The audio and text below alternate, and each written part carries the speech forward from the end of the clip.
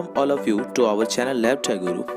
If you are new viewers on our channel, then you must share and subscribe our channel and don't forget to press the bell icon. Hello friends, मैं कुंदन सिंह आप लोगों का दोस्त और मैं आज आप लोगों के लिए टॉप 50 वन लाइनर क्वेश्चन लेके आया हूँ जो कि MCQ की फॉर्म में आपको एग्जाम में दिखेंगे। और ये सारे क्वेश्चन कई बार रिपीट हो चुके हैं और ये पैरामेडिकल स्टूडेंट के लिए खास करके ये सारे क्वेश्चन मैंने सेटअप किए हैं। ये सारे क्वेश्चन बहुत ही ज़्यादा इंपॉर्टेंट हैं, तो एक बार आप इसको शुरू से अंत तक ज़रूर देखेंगे, तभी आपको ये बेनिफिट मिल सकता है इसका। यदि आप मान लो कि इस क्वेश्चन में से 50 क्वेश्चन में से यदि 5 भी आ जाते हैं तो आपके सिलेक्शन होने के चांसेस बढ़ जाएंगे। तो कृपया आप इस पूरे वीडियोस को अंत तक देखें। तो चलिए हम अपने क्वेश्चन को स्टार्ट करते हैं। तो हमारा पहला क्वेश्चन है, जंतु एवं पादपों के वर्गीकरण की इकाई है। तो इसका जो आंसर होगा, राइट आंसर होगा वो जाति, यानी जंतु और पादप के वर्गीकरण की इकाई क्या है? जाति है। नेक्स्ट क्वेश्चन है, बांस है एक, क्या है बांस? घास है, ठीक है। संसार में सबसे बड़ा पुष्प है, तो याद रखना है आपको, रिफ्लेशिया, ठीक है। सबसे बड़ा पुष्प क्या है? रिफ्लेशिया। उसके बाद विटामिन बी कॉम्प्लेक्स कितने विटामिनों का समूह है? तो विटामिन बी कॉम्प्लेक्स 11 विटामिनों का समूह है। विटामिन डी का अच्छा स्रोत है, कई बार क्वेश्चन ये रिपीट हुआ है। विटामिन डी का अच्छा स्रोत क्या है? तो कॉड लिवर ऑयल, जो कॉड लिवर ऑयल है ये विटामिन डी का एक अच्छा स्रोत है। नेक्स्ट क्वेश्चन है, मलेरिया किस वाहक या वेक्टर द्वारा फैलता है? तो इसका राइट आंसर हो जाएगा एनाफिलीज मॉस्किटो, यानी एनाफिलीज मच्छर जो होता है उसके द्वारा मलेरिया फैलाया जाता है, ठीक है। नेक्स्ट क्वेश्चन हमारा है, चेचक रोग का कारण है? तो इसका राइट आंसर हो जाएगा विषाणु, ठीक है। चेचक रोग का कारण क्या है? तो विषाणु। अब नेक्स्ट क्वेश्चन हम देख लेते हैं। तो नेक्स्ट क्वेश्चन हमारा है, गाय का दूध अच्छा स्रोत है, किसका स्रोत है? अच्छा स्रोत है तो विटामिन ए का। तो कई बार ये भी क्वेश्चन आया है कि गाय का जो दूध होता है वो अच्छा स्रोत है किस विटामिन का? तो विटामिन ए का। नेक्स्ट क्वेश्चन, किसके दूध में सर्वाधिक वसा होता है? तो याद रखना है रेंडियर। कई बार आदमी कैमल को मार लेते हैं, कई बार आदमी भैंस में भी टिक मार देते हैं कि भैंस जो है उसमें सर्वाधिक वसा होता है, लेकिन ये रेंडियर इसका राइट आंसर है। नेक्स्ट क्वेश्चन, किसकी उपस्थिति के कारण दाल वाली फसलें वातावरण की नाइट्रोजन का स्थिरीकरण करती है? तो मूल गांठे यानी रूट नोड्यूल जो होता है, रूट नोड्यूल्स, तो उसी की वजह से जो रूट नोड्स होता है उसके वजह से जो रूट्स होती है वो नाइट्रोजन का फिक्सेशन करती है, कहाँ? सॉइल में, ठीक है। क्योंकि वहाँ पे रूट नोड्स में क्या प्रेजेंट होता है? तो राइजोबियम बैक्टीरिया, ये याद रखना है। कई बार ऐसा क्वेश्चन आ जाए कि कौन सा बैक्टीरिया होता है? तो राइजोबियम बैक्टीरिया, जो नाइट्रोजन के फिक्सेशन में हेल्प करता है।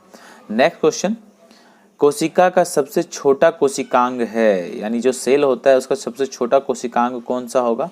तो राइबोसोम। याद रखना है कि राइबोसोम जो है कोशिका का सबसे छोटा कोशिकांग है। नेक्स्ट क्वेश्चन हमारा है, आनुवांशिक सूचनाओं का एक पीढ़ी से दूसरे पीढ़ी में स्थानांतरण करता है, तो कौन करता है? आनुवांशिक जो सूचना होता है यानी हेरिडिटी इंफॉर्मेशन, जो कैरेक्टरिस्टिक्स होता है उसका ट्रांसमिशन, वो एक पीरियड से दूसरे पीरियड में जो ट्रांसमिशन होता है वो कौन करता है? तो डीएनए करता है, ठीक है। इसका राइट आंसर हो जाएगा डीएनए। नेक्स्ट क्वेश्चन हम देख लेते हैं। तो कोशिका भित्ति की कठोरता का कारण है, तो इसका राइट आंसर हो जाएगा लिग्निन। याद रखना है लिग्निन क्या हो जाएगा? इसका राइट आंसर हो जाएगा कि कोशिका भित्ति की कठोरता का कारण क्या है? लिग्निन। अगला क्वेश्चन, नाइट्रोजन स्थिरीकरण करती है। तो यदि आपको नीली हरी शैवाल, यदि ये आपको ऑप्शन में दिखता है तो ये इसका राइट आंसर होगा। नीली हरी शैवाल जो है वो नाइट्रोजन की स्थिरीकरण करती है, ठीक है। यदि वहाँ पे राइजोबियम बैक्टीरिया दिखता है और ये यदि नहीं है तो राइजोबियम बैक्टीरिया सही जवाब है। नेक्स्ट क्वेश्चन, जीवित जीवाश्म यानी लिविंग फॉसिल्स, लिविंग फॉसिल्स है तो ये क्वेश्चन भी कई बार आया है। जिंगो वाइलोवा, तो वाइलोवा जो है, जिंगो वाइलोवा, ये हम लोग लिविंग फॉसिल्स के नाम से इसको जानते हैं। नेक्स्ट क्वेश्चन है हमारा, जीन का सबसे पहले विलंघन किया था। तो जीन का सबसे पहले विलंघन किसके द्वारा किया गया था? तो हरगोविंद खुराना, ये भारत के ही थे और इनके द्वारा ही जीन का सबसे पहले सर्वप्रथम विलंघन किया गया था। अगला क्वेश्चन है क्वेश्चन नंबर 17, कोशिका सिद्धांत प्रतिपादित किया था, तो किसके द्वारा किया गया था? तो स्लाइडन एवं स्वान। ये भी क्वेश्चन इंपॉर्टेंट है कि कोशिका सिद्धांत प्रतिपादित किसके द्वारा किया गया, तो स्लाइडन एवं स्वान के द्वारा। नेक्स्ट क्वेश्चन हमारा क्वेश्चन नंबर 18, पेनिसिलिन एंटीबायोटिक की खोज का श्रेय जाता है। तो पेनिसिलिन का खोज किसके द्वारा किया गया, तो अलेक्जेंडर फ्लेमिंग को। तो अलेक्जेंडर फ्लेमिंग को एंटीबायोटिक जो है पेनिसिलिन एंटीबायोटिक, इसकी खोज का श्रेय जाता है। तो नेक्स्ट क्वेश्चन देख लेते हैं क्वेश्चन नंबर 19, एंटमोलॉजी। एंटमोलॉजी संबंधित है तो इंसेक्ट्स यानी कीटों के अध्ययन से एंटमोलॉजी संबंधित है। Next question question number 20, cancer के अध्ययन से संबंधित विज्ञान है, यानी कैंसर का जो अध्ययन होता है किस विज्ञान में आता है, तो वो ऑन्कोलॉजी। ऑन्कोलॉजी में हम लोग कैंसर के अध्ययन करते हैं, ठीक है। उससे संबंधित जो विज्ञान है उसको क्या कहलाता है, ऑन्कोलॉजी कहलाता है। नेक्स्ट क्वेश्चन, जीन की इकाई संरचना बनी होती है। जो जीन की इकाई संरचना होती है वो किससे बनी होती है, तो न्यूक्लियोटाइड, ठीक है। न्यूक्लियोटाइड याद रखना है कि न्यूक्लियोटाइड से जीन की इकाई संरचना बनी होती है। यदि ऐसा क्वेश्चन आपको दिखता है एग्जाम में तो आपको यदि याद रहा तो आप ऑप्शन में से इजीली चूज करके आराम से जवाब दे सकते हो। तो नेक्स्ट क्वेश्चन हम देख लेते हैं। हमारा जो नेक्स्ट क्वेश्चन है question number 22। Question number 22, lichen वायुमंडलीय प्रदूषण के अध्ययन में आवश्यक है क्योंकि लाइकेन प्रदूषकों के लिए अधिक संवेदनशील है। तो इसी कारण से ये जो लाइकेन है प्रदूषकों के लिए अधिक संवेदनशील है, इस कारण से जो लाइकेन है वायुमंडलीय प्रदूषण के अध्ययन में आवश्यक है, ठीक है। यदि प्रदूषण की मात्रा बढ़ जाती है तो आपने देखा होगा कि जो हमारा पॉन्ड होता है, तो पॉन्ड में पूरी तरह से आप देखोगे पूरी तरह से वो कवर है एक हरे टाइप के ग्रीन लिप्स, छोटे छोटे लिप्स से ये पूरी तरह से भरा होता है। तो ये इसी के वजह से, लाइकेन की वजह से, लाइकेन जो है वो सेंसिटिव होता है पोल्यूशन के प्रति, तो उसका वजह से। नेक्स्ट क्वेश्चन है, लाइसोसोम को आत्मघाती थैली कहते हैं क्योंकि। आत्मघाती थैली क्यों कहते हैं, तो इसमें उपस्थित होता है, क्या उपस्थित होता है, तो हाइड्रोलाइटिक एंजाइम्स। तो हाइड्रोलाइटिक एंजाइम जो है इसके वजह से ये हमारा क्या है, आत्मघाती थैली कहलाता है। याद रखना है कि हाइड्रोलाइटिक थैली, हाइड्रोलाइटिक जो एंजाइम्स होता है उसकी वजह से ये आत्मघाती थैली कहलाता है।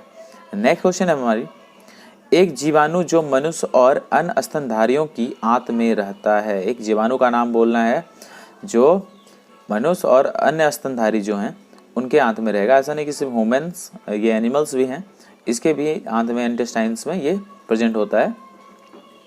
तो इसका राइट आंसर हो जाएगा इस्चेरिचिया कोलाई। जो इस्चेरिचिया कोलाई या ई कोलाई आप बोलते हो, तो ये हमारे मनुष्य के इंटेस्टाइन जो होता है तो वहाँ पे ये प्रेजेंट होता है, या एनिमल्स के इंटेस्टाइन में ये प्रेजेंट होता है।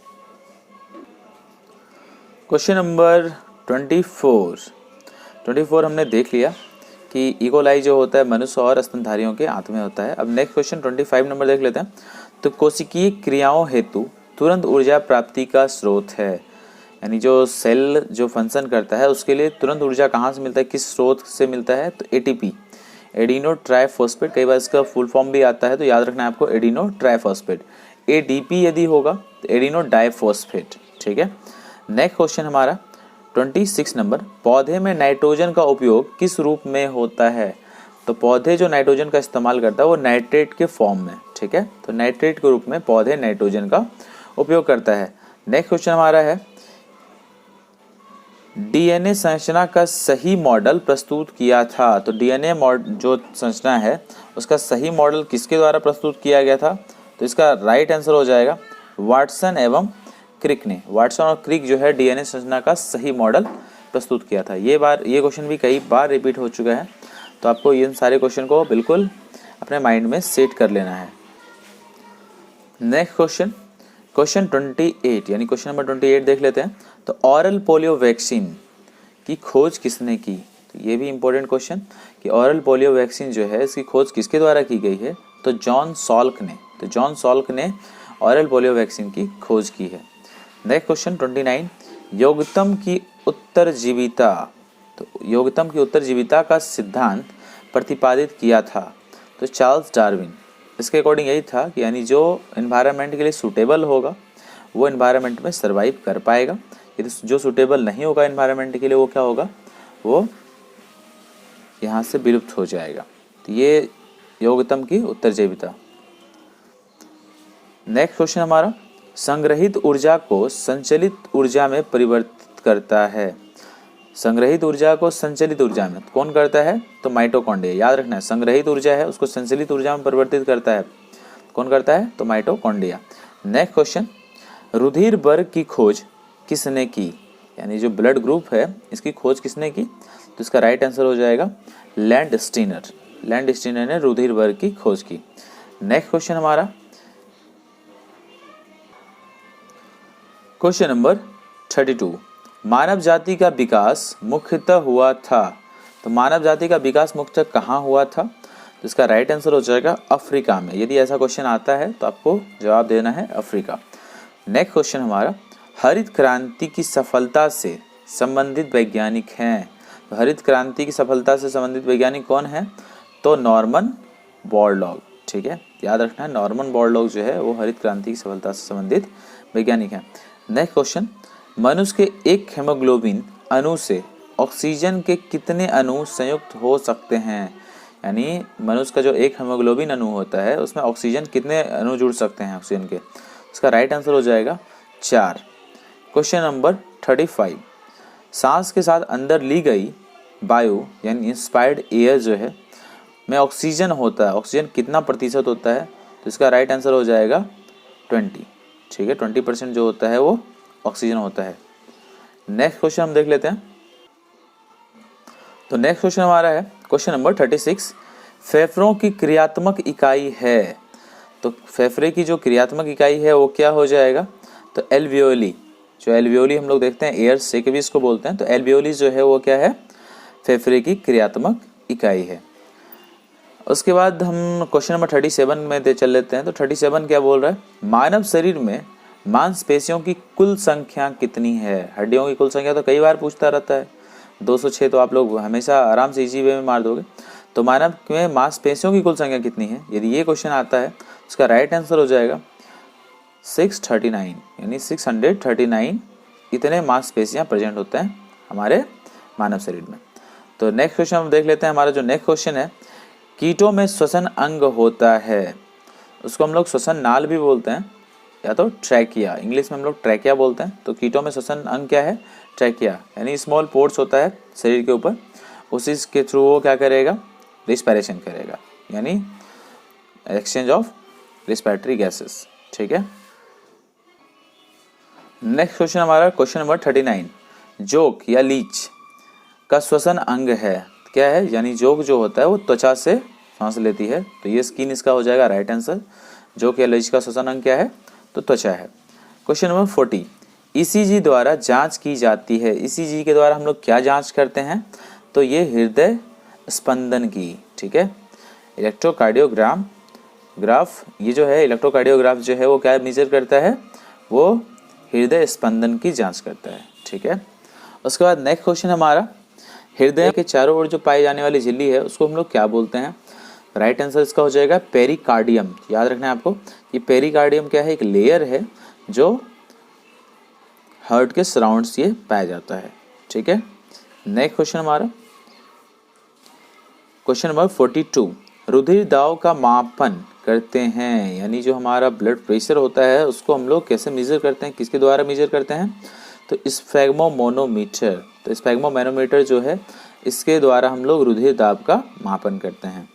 क्वेश्चन नंबर 43, एक सामान्य वयस्क मनुष्य का रुधिर दाब होता है, यानी जो नॉर्मल पर्सन है उसका जो ब्लड प्रेशर होगा, नॉर्मल ब्लड प्रेशर कितना होगा? तो 120/80 mmHg। mmHg इसका यूनिट है, याद रखना है। तो 120/80 systolic pressure by diastolic pressure. Next question हमारा क्वेश्चन नंबर 44, एकल चक्रण यानी सिंगल सर्कुलेशन वाला हृदय पाया जाता है। सिर्फ सिंगल सर्कुलेशन है। ठीक है, हमें पता है ह्यूमन में भी डबल सर्कुलेशन होता है और बहुत सारे जो जीव होते हैं उसमें डबल सर्कुलेशन होता है। तो सिंगल सर्कुलेशन वाला हृदय पाया जाता है, किसमें पाया जाता है? केवल मछलियों में। तो याद रखना है, केवल मछलियों में सिंगल सर्कुलेशन वाला हृदय पाया जाता है। क्वेश्चन नंबर 45, शरीर के भीतर ताप नियंत्रण में किससे सहायता मिलती है? तो शरीर के अंदर जो है ताप नियंत्रण में किससे सहायता मिलती है? तो रक्त परिसंचरण से, जो रक्त परिसंचरण होता है यानी ब्लड सर्कुलेशन, ये हमारे बॉडी के टेम्परेचर को भी ये मेंटेन करता है। क्वेश्चन नंबर 46, WBC की संख्या में वृद्धि होने का कारण है। यदि WBC की संख्या बढ़ रही है तो वो किस कंडीशन, यानी एक हमारा डिजीज कंडीशन है, वो क्या है? ल्यूकीमिया। ल्यूकीमिया कंडीशन में WBC की संख्या लगातार वृद्धि होती है। क्वेश्चन नंबर 47, दो न्यूरॉन यानी न्यूरॉन्स के मध्य का जुड़ाव, यानी दो न्यूरॉन्स जो होता है वो आपस में जुड़े होते हैं, वो किसके द्वारा जुड़े होते हैं? तो साइनेप्स, उसके बीच का जो पार्ट होता है उसको हम लोग क्या बोलते हैं? साइनेप्स बोलते हैं। अब क्वेश्चन नंबर 48 हमारा जो क्वेश्चन है, अस्थियों को जोड़ने वाली तंतुमय संरचना है। जो अस्थि को जोड़ता है वो तंतुमय संरचना क्या है? लिगामेंट्स। ठीक है, याद रखना है। बोन्स को जोड़ने वाला जो तंतुमय संरचना होता है वो क्या है? लिगामेंट्स है। क्वेश्चन नंबर 49, लार में उपस्थित इंजाइम्स है। तो लार में कौन सा इंजाइम्स उपस्थित होता है? तो टाइलिन। याद रखना है कि लार में जो होता है टाइलिन होता है। ठीक है, नेक्स्ट क्वेश्चन हमारा क्वेश्चन नंबर 50, और ये हमारा आज का लास्ट क्वेश्चन है। इसी तरह मैं नेक्स्ट वीडियोस में मैं आपके लिए और भी अच्छे क्वेश्चन मैं लेके अवेलेबल करवाऊंगा आप लोगों को, जो ताकि जो एग्ज़ाम आने वाला है पैरामेडिकल का वो आप इजीली क्रैक कर सको। तो नेक्स्ट क्वेश्चन हमारा है, केंद्रक सहित RBC पाई जाती है। तो केंद्रक सहित RBC पाई जाती किसमें? तो मेढक में। याद रखना है, केंद्रक सहित RBC पाई जाती किसमें? मेढक में। तो ये आज के लिए बस इतना ही रहने देते हैं। तो नेक्स्ट क्वेश्चन में फिर से मुलाकात होगा, तो और भी अच्छी MCQ के साथ, जो आप लोगों के लिए एग्ज़ाम के लिए बहुत ही ज़्यादा बेनिफिशियल साबित हो। तो बाय बाय।